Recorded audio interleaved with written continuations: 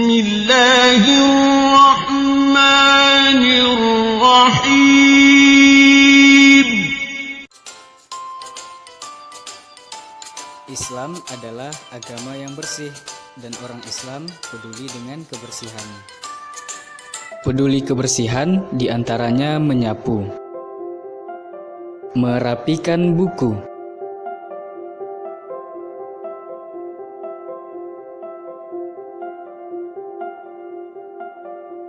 mengambil dan membuang sampah yang ada,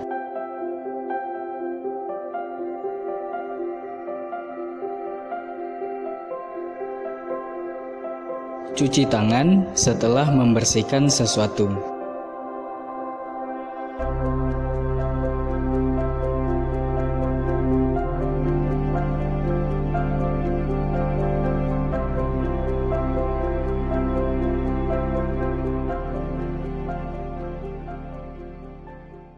Sebelum belajar, terlebih dahulu kita membaca basmalah dan doa belajar.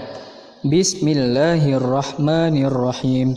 Rabbi zidni ilma warzuqni fahma waj'alni min ibadikas salihin.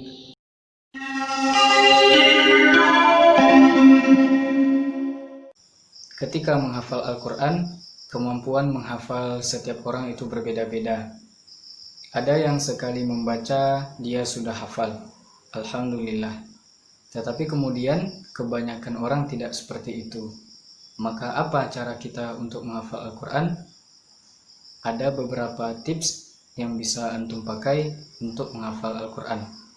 Yang pertama adalah, ketika mendapati bacaan ayat yang panjang, kita bisa lakukan untuk mempermudah hafalan dengan cara memenggal bacaan ayatnya.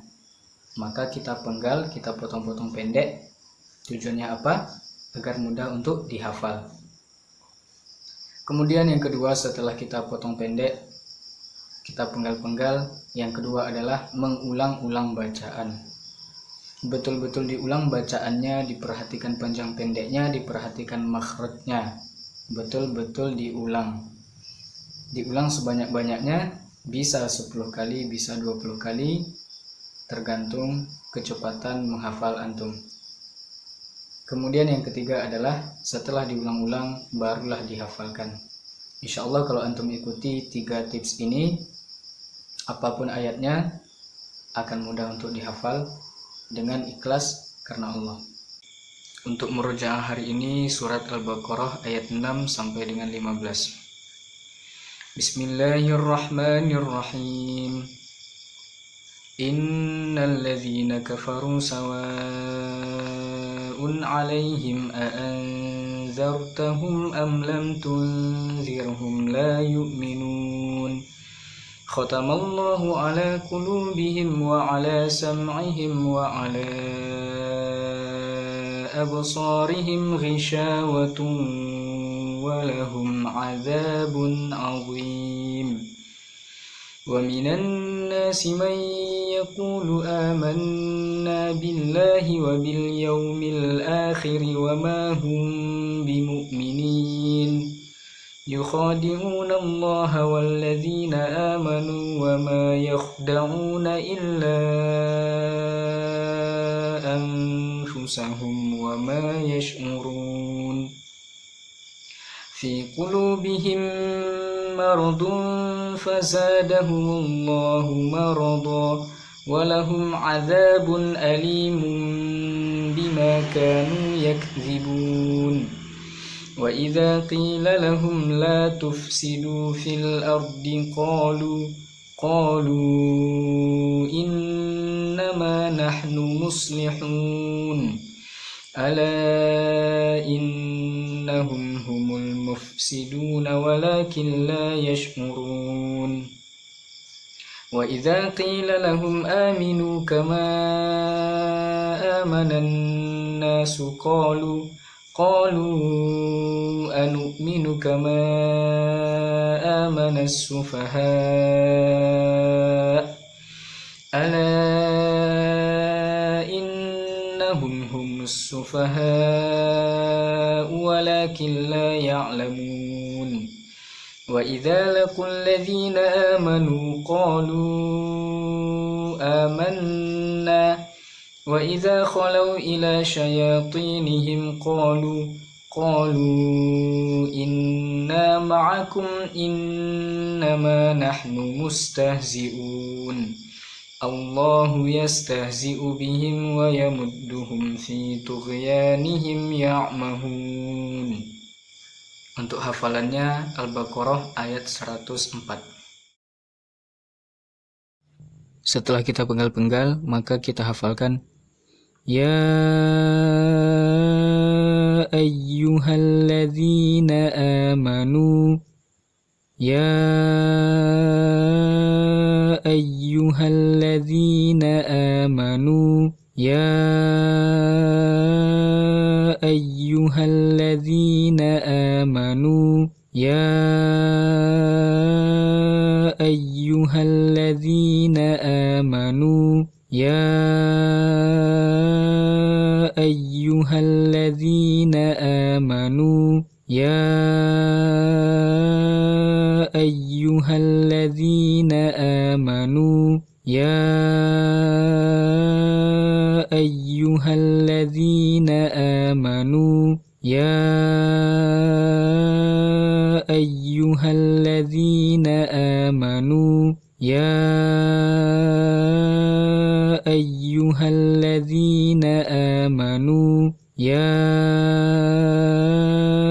ayyuhalladzina amanu La taqulu ra'ina La taqulu ra'ina La taqulu ra'ina La taqulu ra'ina La taqulu ra'ina La taqulu ra'ina La taqulu ra'ina La taqulu ra'ina La taqulu ra'ina La taqulu ra'ina Wa qulu unzurna wasma'u Wa qulu unzurna wasma'u Wa qulu unzurna wasma'u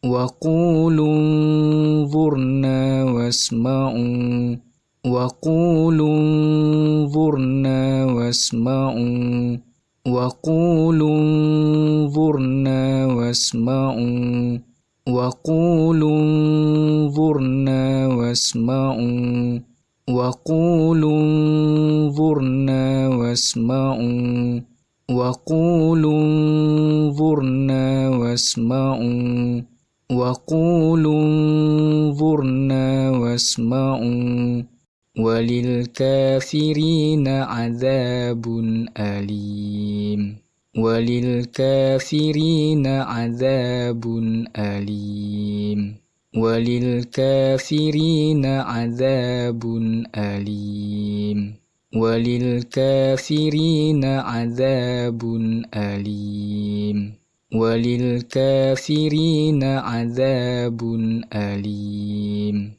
Walil kafirina azabun alim Walil kafirina azabun alim Walil kafirina azabun alim Walil kafirina azabun alim Walil kafirina azabun alim Bismillahirrahmanirrahim Ya ayyuhalladzina amanu la taqulu ra'ina wa qulu unzurna wasma'u walil kafirina azabun alim Ya ayyuhalladzina amanu la taqulu ra'ina wa qulu unzurna wasma'u walil kafirina azabun alim Ya أيها الذين آمنوا لا تقولوا راعنا وقولوا انظرنا واسمعوا وللكافرين عذاب أليم. Sains Al-Quran kita kali ini akan memperhatikan ayat-ayat yang mengandung hukum bacaan mim sukun dan nun sukun di surat Al-Baqarah ayat 1 sampai dengan ayat 10. Pada ayat 1 mengandung hukum bacaan idgham mimi. Mim sukun bertemu dengan mim ketika kita membacakan alif lam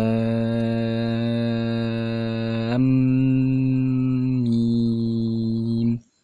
Lam dengan mim, maka mim sukun dengan mim idgham mimi.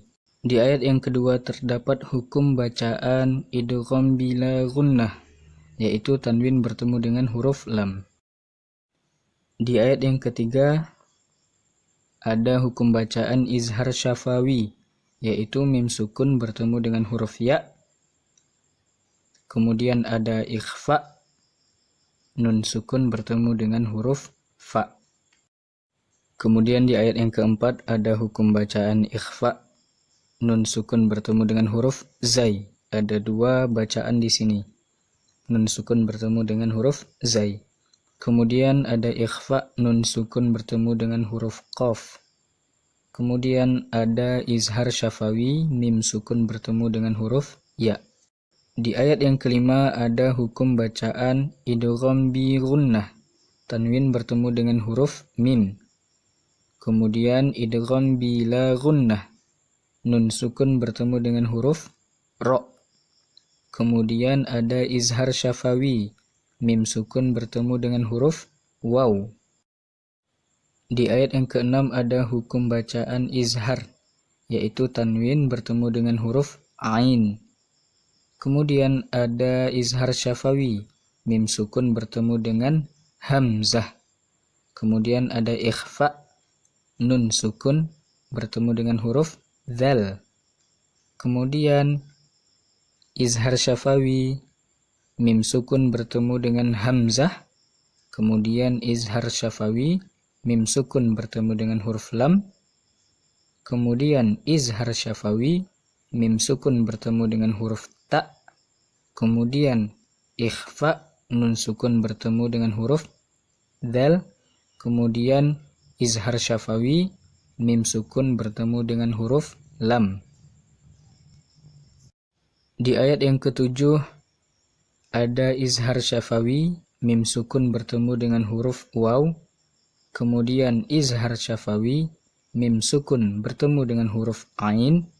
Kemudian ada izhar syafawi kalau kita sambungkan, mim sukun bertemu dengan huruf waw. Kemudian izhar syafawi, mim sukun bertemu dengan huruf ghain. Kemudian idgham bi gunnah, tanwin bertemu dengan huruf waw. Kemudian izhar syafawi, mim sukun bertemu dengan huruf ain. Kemudian izhar, tanwin bertemu dengan huruf ain. Ayat 8, nun sukun bertemu dengan huruf ya, idgham bi gunnah. Kemudian mim sukun bertemu dengan huruf ba, ikhfa syafawi. Ayat 9, nun sukun bertemu dengan huruf fa, ikhfa. Kemudian mim sukun bertemu dengan huruf waw, izhar syafawi. Ayat 10, mim sukun bertemu dengan huruf mim, idgham mimi. Kemudian tanwin bertemu dengan huruf fa, ikhfa. Kemudian kalau kita sambung tanwin bertemu dengan huruf waw, idgham bi gunnah. Kemudian mim sukun bertemu dengan huruf ain, izhar syafawi. Kemudian tanwin bertemu hamzah, izhar. Kemudian tanwin bertemu dengan huruf ba, iqlab. 10 fakta menakjubkan dari unta si hewan padang pasir.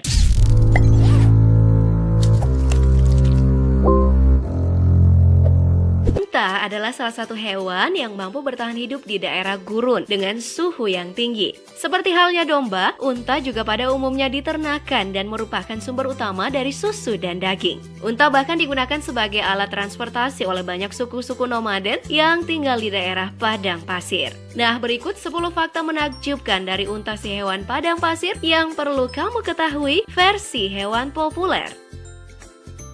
10. Unta tahan terhadap berbagai iklim. Unta memiliki punuk yang berfungsi untuk menyimpan lemak, sehingga unta ini mampu untuk bertahan hidup di daerah dingin. Daerah padang pasir memiliki amplitudo suhu yang besar, di mana pada siang hari suhu udara dapat sangat panas dan pada malam hari suhu udara bisa sangat dingin. Lemak pada punuk unta tersebut dapat diubah menjadi makanan dan air melalui proses metabolisme tubuhnya.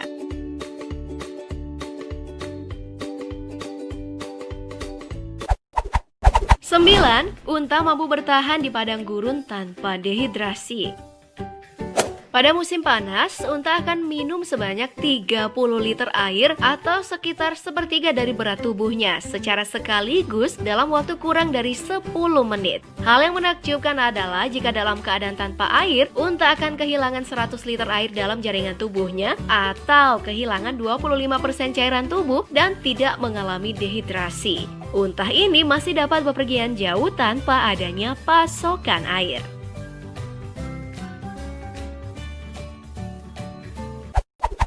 8. Unta mampu mengatur perubahan suhu tubuhnya sendiri. Nah, teman-teman, di pagi hari suhu tubuh unta itu berkisar 34 derajat Celcius. Tetapi pada waktu siang hari, unta akan mampu menaikkan suhu tubuhnya mencapai 40 derajat Celcius. Hal inilah yang menyebabkan unta mampu beradaptasi dengan baik di daerah gurun yang panas.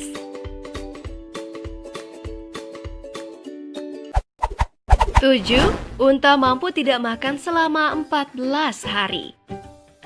Seekor unta dewasa akan mampu untuk tidak makan selama kurang lebih 2 minggu. Kemampuan untuk tidak makan selama berhari-hari ini karena unta memiliki cadangan makanan yang diambil dari punuknya. Sebagai informasi teman-teman, unta yang sehat memiliki punuk seberat 35 kg. Bahkan nih, dalam kondisi yang keras, unta mampu bertahan hidup hingga sebulan hanya dengan makan rumput 2 kg sehari. 6. Unta memiliki bulu mata berlapis. Nah, mata unta memiliki 2 lapisan bulu mata, teman-teman. Bulu mata unta saling terkait seperti membentuk perangkap. Bulu mata unta ini berfungsi untuk melindungi matanya dari serangan badai pasir. Cantik banget sih bulu matanya.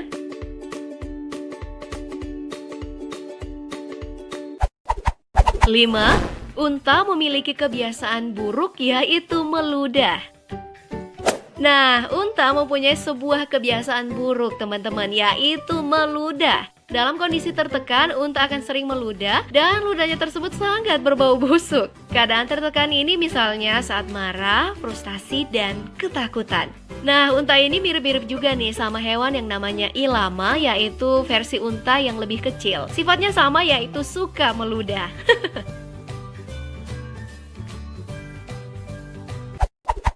4.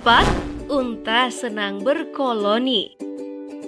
Unta adalah jenis hewan yang senang berkumpul. Hewan ini akan membentuk 6-30 ekor, terdiri dari 1 ekor jantan dan beberapa ekor unta betina dengan keturunannya. Sedangkan unta yang belum kawin akan membentuk kelompoknya sendiri. Cie, jomblo. 3. Unta dewasa berat tubuhnya mencapai 800 kg.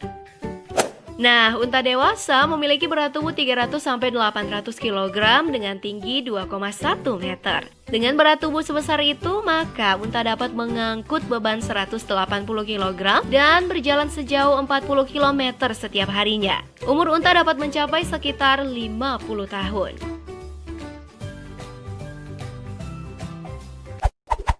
2. Unta memiliki struktur selaput lendir lebih besar dari manusia. Unta mempunyai struktur selaput lendir dalam hidungnya 100 kali lebih besar daripada yang dimiliki manusia. Melalui selaput lendir hidungnya yang besar serta melengkung, unta akan mampu menyerap sekitar 65% kelembapan yang ada di udara. sehingga unta mampu mempertahankan uap air yang dapat dikembalikannya ke tubuhnya saat diperlukan. 1. Unta memiliki bulu tebal untuk menyekat panasnya. Bulu tebal pada tubuh unta berguna untuk mencegah matahari yang terik menembus kulitnya, teman-teman. Selain itu juga berfungsi untuk menghangatkan badan unta pada kondisi cuaca yang dingin. Nah, bulu unta ini tidak hanya untuk melindungi tubuhnya dari kondisi panas dan dingin, tetapi juga untuk mengurangi kehilangan air dari tubuhnya. Nah, itulah 10 fakta menakjubkan dari unta si hewan padang pasir versi hewan populer.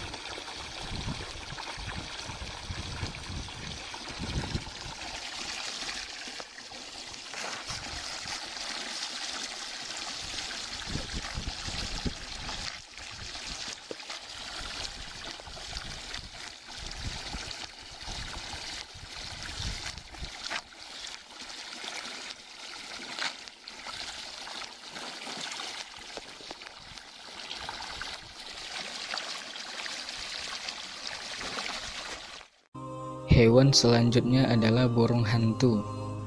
Burung hantu juga termasuk hewan nokturnal, artinya hewan yang aktif di malam hari dan beristirahat pada siang hari. Burung hantu memiliki beberapa ciri khusus. Kepala burung hantu bisa berputar 360 derajat. Saksikan video berikut.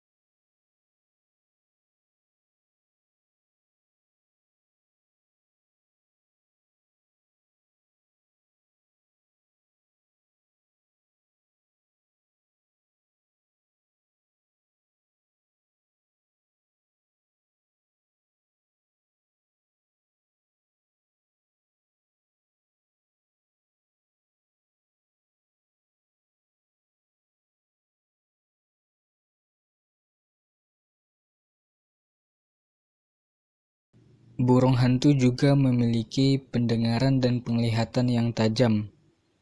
Burung hantu bisa mendengar kumbang di rumput sejauh 30 meter, atau tikus yang bersuara lebih dari 1 kilometer. Burung hantu bisa mendengar. Itulah di antara ciri khusus yang diberikan Allah kepada burung hantu. Bentuk atau desain sayap burung hantu berbeda dengan sayap burung-burung yang lain. Ketika burung hantu terbang, maka sayapnya yang lembut membuat pergerakannya tidak bersuara. Saksikan video berikut. Good girl. Moses. Mo.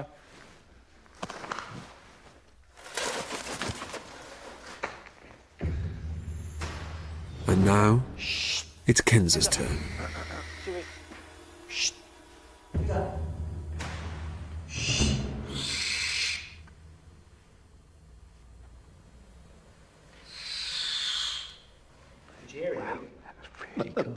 No, nothing at all. Absolutely quiet.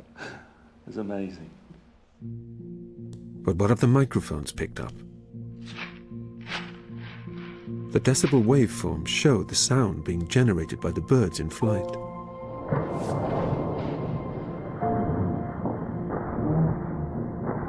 Each spike is an individual wing beat.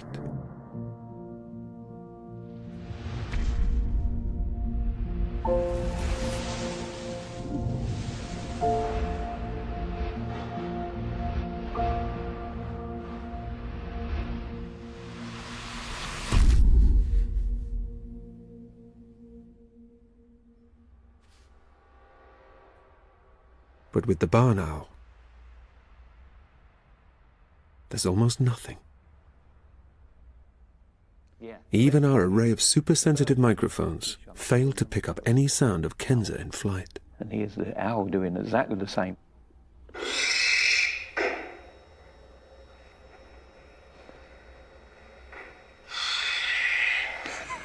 Nothing. Nothing at all. I'll play it again.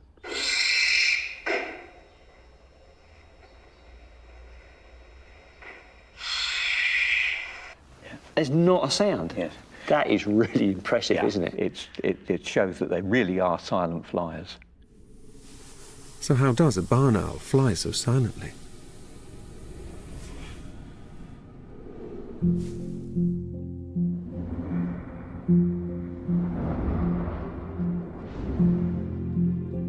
When air moves, it generates sound.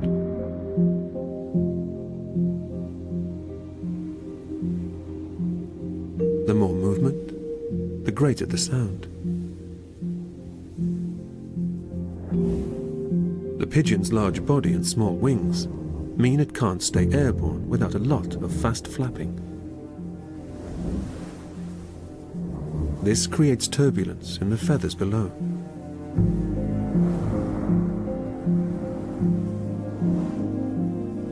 The peregrine has much larger wings, which it uses to build up speed and chase down its prey.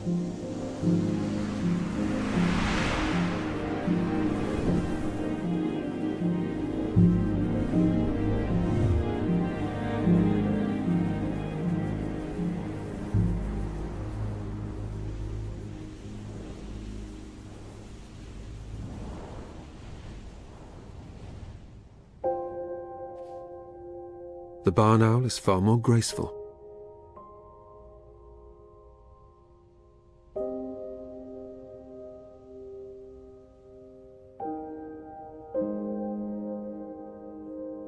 Kenza's large wings and small body make it easier for her to generate lift.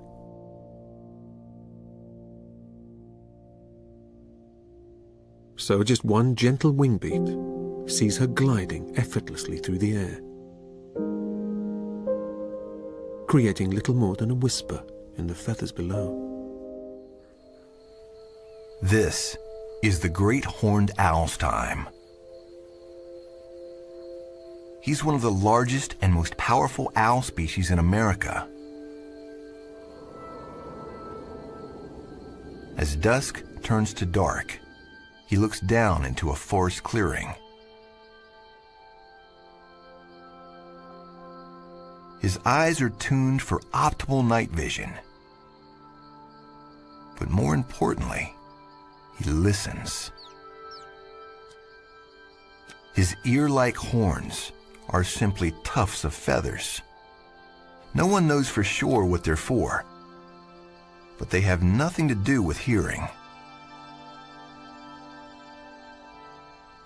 His real ears are hidden under his head feathers. They're positioned asymmetrically. The right one is slightly higher than the left one. Sound reaches one ear a fraction of a second later than the other. That gives him incredible accuracy, pinpointing the source. A faint rustling in the dead leaves. It's another nighttime hunter, a deer mouse. He's patrolling the leaf litter, looking for bugs and seeds. The owl hasn't quite keyed in on the sound, but a turn of the head changes that. Its head spins a full 270 degrees, 3/4 of a full rotation. His ears tell his light-sensitive eyes exactly where to look. His two main senses are in sync.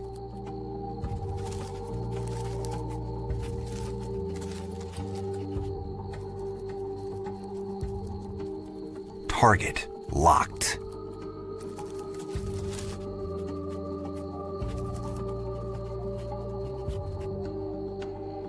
Now, the owl unleashes another secret weapon. Fringed wing feathers that muffle any flapping sound. It's a double advantage. The owl can still hear its prey while flying, and the mouse doesn't have a clue what's coming.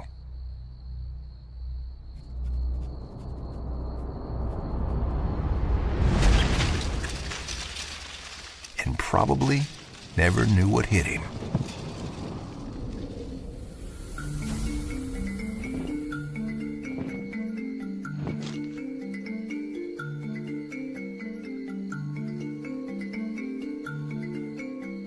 Keeping itself fed rules a bird's daily life.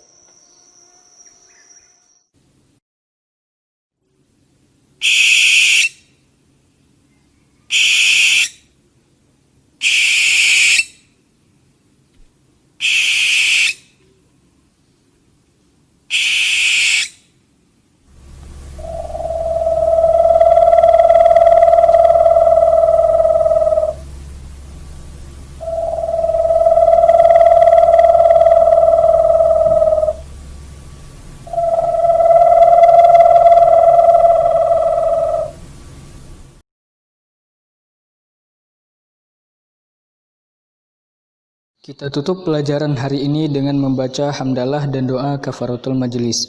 Alhamdulillahi rabbil alamin. Subhanakallahumma wa bihamdika asyhadu an la ilaha illa anta astaghfiruka wa atubu ilaik. Wassalamualaikum warahmatullahi wabarakatuh.